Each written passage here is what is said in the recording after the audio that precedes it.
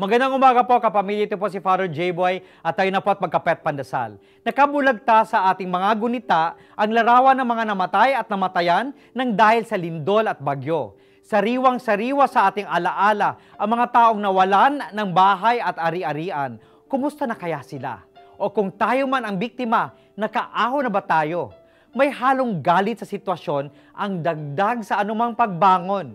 Mabigat sa dibdib at may lasang pait ang simulain. Gusto nating maghanap ng taong sisisihin, ngunit mayroong angking tapang ang Pilipino. Sa Ingles, resiliency, ang abilidad na labanan at lampasan ang anumang pagsubok sa buhay.